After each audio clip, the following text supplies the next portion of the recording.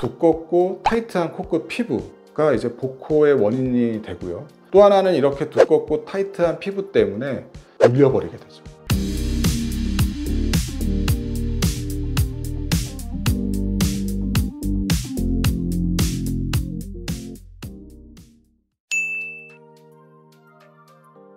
네, 이게 복코뿐만 아니라 수술 직후에는 붓기 때문에 이제 코가 좀 들려 보입니다. 그래서 수술하고 나서 이제 실밥을 뽑고는 코가 좀 들린 것 같다라는 이야기를 하시는 분들은 많은데요. 이제 부기가 빠지면서 자연적으로 내려오니까 그 부분은 너무 걱정 안 하셔도 되고요. 다만 이제 구조적인 문제 때문에 그런 콧구멍 보이거나 이런 현상이 좀 더 나타나시는 분들은 있습니다.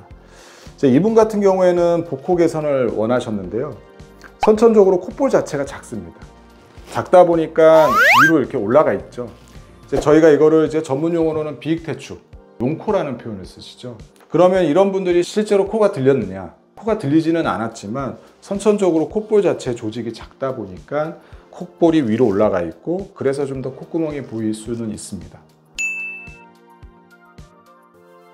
이게 복코를 교정하면 콧볼도 좀 같이 줄여야 되지 않냐라고 생각하시는 경우가 있는데요.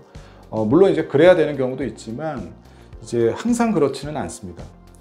이분 같은 경우에 뭐 복코도 있지만 코가 퍼진 부분도 개선을 원하시지만 그러면 이분은 콧볼 축소를 해야 되느냐?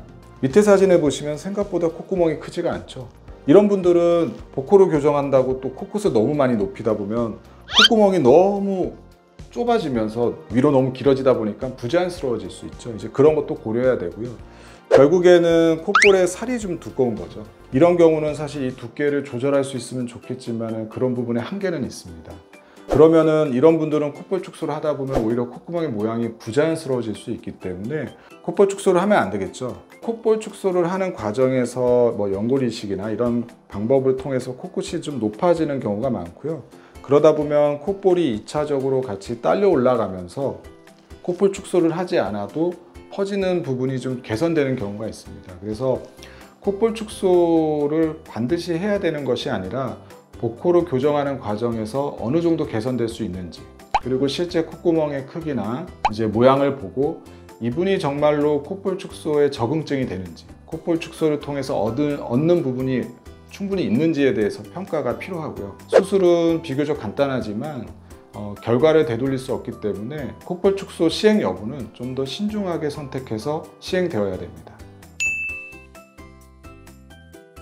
제가 생각하는 복코 성형은 결국에는 코에 음영을 만들어 나가는 과정이라고 생각합니다. 좀 더 오똑해질 부분은 오똑하게, 들어갈 부분은 들어가게, 그렇게 음영을 만드는 건데 피부의 두께를 마음대로 조정을 할 수 없기 때문에 뭐 연골 묶기라든지 연골 이식이라든지 지방 제거 이런 다양한 방법들을 환자분이 가지고 있는 조건에 맞춰서 병행해서 최대한 이런 음영을 만들어 나가는 과정, 저는 그게 복코 성형이라고 생각합니다.